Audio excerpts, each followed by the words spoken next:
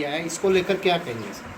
देखिए वो तो अभी वेरिफिकेशन आएगी इसलिए। जहाँ तक सवाल है पाकिस्तान का, ये जो हुआ, जो पहलगांव में हुआ, उसके बाद सीज फायर हुआ, हमारे इतने आदमी मरे, हमारी फौज को नुकसान हुआ, तो अब हमारा ये है कि भारतीय जनता पार्टी सरकार है, इनको चाहिए कि पार्लियामेंट का सेशन, स्पेशल सेशन बुलाएं और वो सारी बात डिस्कस करें।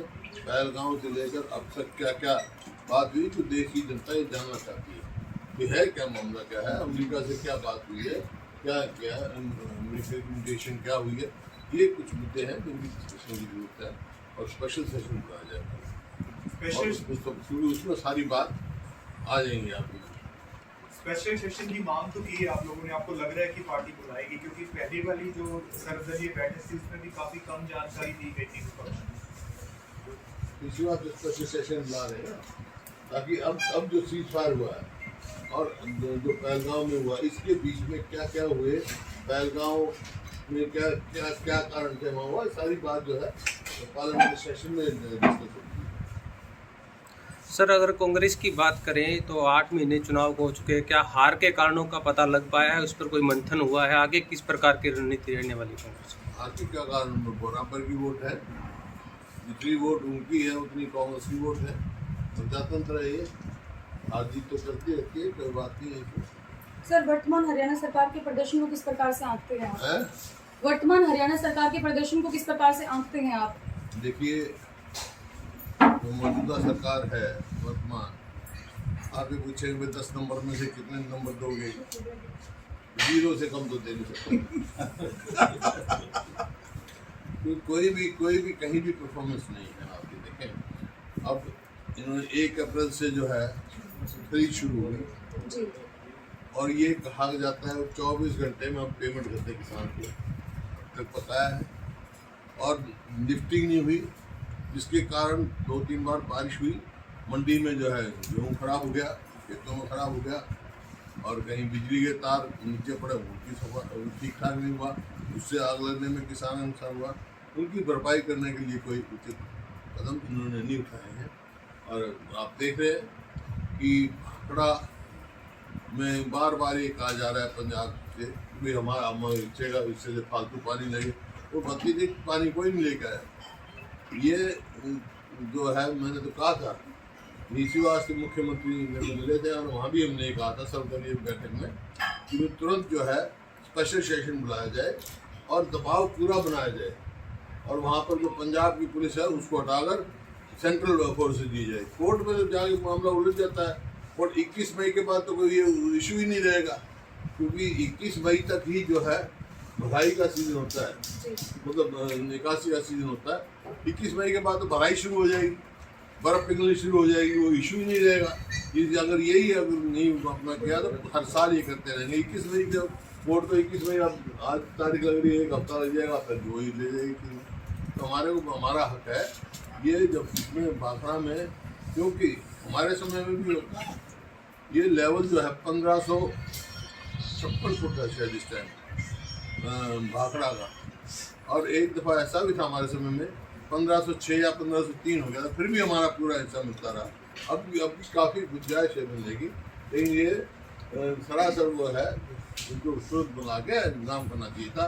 केंद्र के हमने कहा था भाई हम साथ हैं, मुख्यमंत्री को हमने कहा था हम सारे साथ हैं आपके, चलो केंद्र से मिलो, प्रधानमंत्री से मिलो, और ये सांसद 4 सांसद केंद्रीय मंत्री को मिल गए हमारे कांग्रेस पार्टी के, पूरा दबाव हमारी तरफ तो है, लेकिन जब तक पूरा सरकार सारी दल मिलकर नहीं पूरा दबाव देंगे, हमारे को नुकसान देंगे। सर, आपके कार्यकाल की कौन कौन सी ऐसी योजनाएं हैं जो मौजूदा सरकार चला रही है और उनको आगे बढ़ाया गया है आपके कार्यकाल की योजनाओं को, या फिर रोका गया है? बड़ा काम करवाया गया है। हमारे स्कूल में 4-5 ज़्यादा स्कूल बंद कर दिए। हमारे समय में पहली दफ़ा जो है शेड्यूल कास्ट, बैकवर्ड कास्ट, इसके बच्चों का स्कॉलरशिप की वो डिलेड होगी, एजुकेशन है। और हमारे समय में आप देखो, रेलवे लाइन, मेट्रो, इन्होंने 1 इंच मेट्रो नहीं बनाई, 1 इंच रेलवे लाइन नहीं बनाई इन्होंने, और 1 यूनिट बिजली की पैदा नहीं करी। हमारे समय में 4 थर्मल प्लांट, 1 न्यूक्लियर प्लांट ये लग रहा है यहाँ पर आपका गोरखपुर में। इस प्रकार से बिजली सरप्लस थी, आज बिजली की भी समस्या हो रही है। खेत वो 4 प्लांट आ गया मुझे, एक खेतड़ में हो गया, एक यमुनानगर में हुआ, 2 झज्जर में लगे, 4 तो थर्मल प्लांट लगे और एक न्यूक्लियर पावर प्लांट लगा। सर आज बेरोजगारी दर जो है वो लगातार हरियाणा के अंदर बढ़ती जा रही है, तो ऐसे में कांग्रेस का क्या स्टैंड है सर? कांग्रेस से कम तो बेरोजगारी दर कम थे। हरियाणा में जो है प्रति व्यक्ति आय, प्रति व्यक्ति निवेश में हरियाणा पूरे देश में नंबर 1 था। अब आपने स्थान से कर लिया, नंबर 1 हो गया बेरोजगारी में और कानून व्यवस्था में। जितने आप देखो इनका आंकड़े देखो NCRB के, कहाँ से कहाँ अपराध बहुत तेजी से बढ़ रहे हैं। सर आपकी सरकार में युवाओं को नौकरी और शिक्षा के लिए हुड्डा साहब, आपने कहा कि हमारे 4 सांसद जो है वो केंद्रीय नेतृत्व को मिलकर आए, तो सांसद तो हरियाणा के 5 हैं, 5वें क्यों नहीं जा रहे? सर संगठन जरूरी है, विपक्ष नेता जरूरी नहीं है। मैं तो खुद मानता हूँ इस बात को, संगठन जो मैं संगठन का आदमी हूँ, मेरे से ज़्यादा संगठन का तजर्बा कैसे है। संगठन पूरी तरह ना होने में पार्टी में कोई भी चीज़ हो उसका संगठन जरूरी है।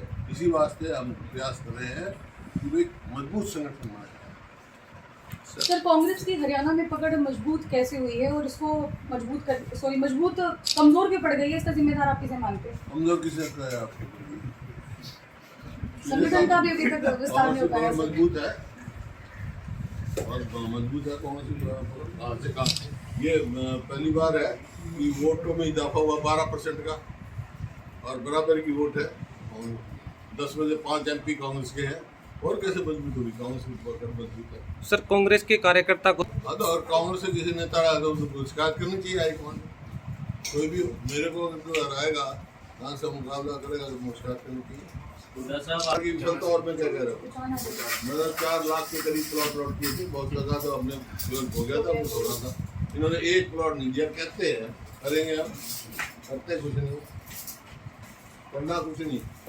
हमारे समय का बना हुआ है और चौधरी अजीत सिंह ने मंजूर किया हुआ है। ये 4-6 बार उद्घाटन कर लिया। बाकी एयरपोर्ट के चेयरमैन ये हैं। एरोड्रम है एयरपोर्ट के बारे में बता दें। दोबारा दोहराता हूँ, 2013 में चौधरी भूपेंद्र सिंह हुड्डा चीफ मिनिस्टर थे और Chaudhary Ajit Singh civil aviation minister थे।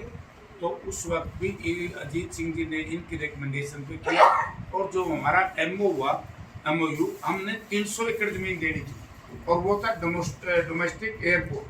आज मैंने है एरोड्रम की परिभाषा मैं कई बार आपको बता चुका हूँ। मैं हरियाणा सरकार को भी बता चुका हूँ कि एरोड्रम बहुत छोटा होता है।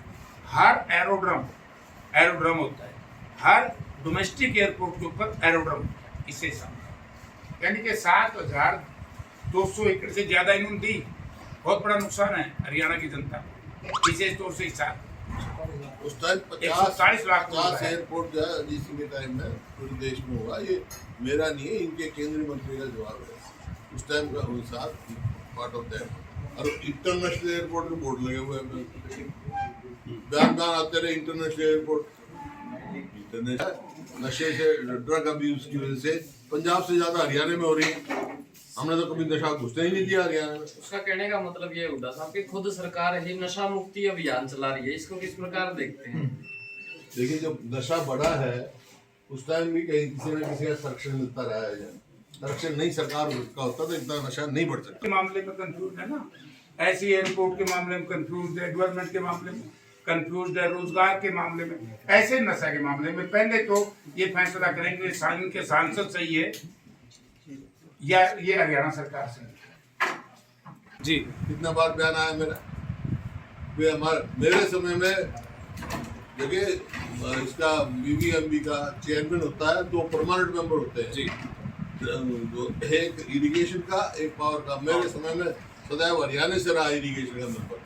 वहाँ का जो बाखड़ा इसका सर्कल का जो SDO है वो हरियाणा से रहा है, समझे। बाखड़ा का सर्कल का उधर रहा है और चीफ इंजीनियर रहा है।